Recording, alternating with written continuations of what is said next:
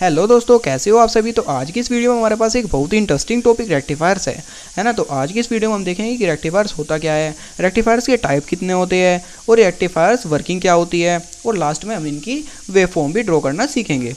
तो सबसे पहले हम देखते हैं rectifier R circuit which convert alternating current AC into pulsating DC। मतलब जो हमारा अल्टरनेटिंग करंट होता है उसे पल्सेटिंग DC में कन्वर्ट करता है। दोस्तों पल्सेटिंग DC होती है जो कि पॉजिटिव हाफ साइकिल में ही चलती है, लेकिन थोड़ा वेरिएशन ऊपर नीचे होती रहती है, अप डाउन होती रहती है।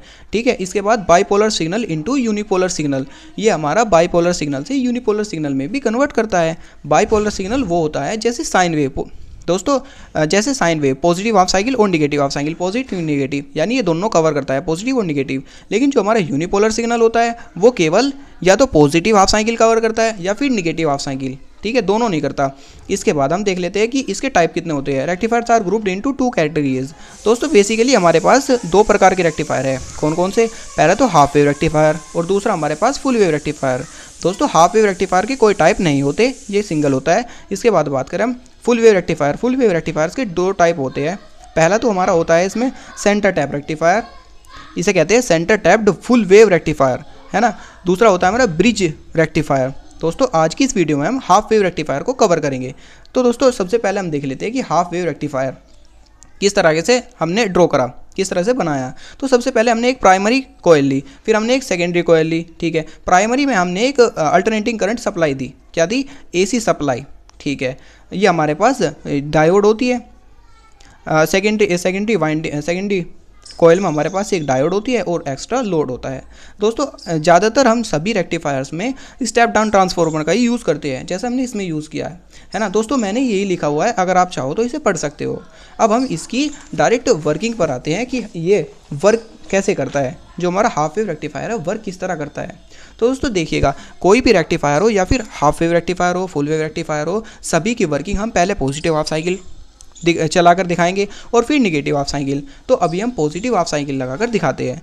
तो इस स्थिति में हमारा जो X होगा ये पॉजिटिव होगा और Y निगेटिव होगा, है ना। जो डायोड होगा पॉजिटिव हाफ साइकिल, जो हमारा पॉजिटिव सिरे से पॉजिटिव से जुड़ा है, यानी जो हमारा डायोड हो गया वो फॉरवर्ड बाइस हो गया।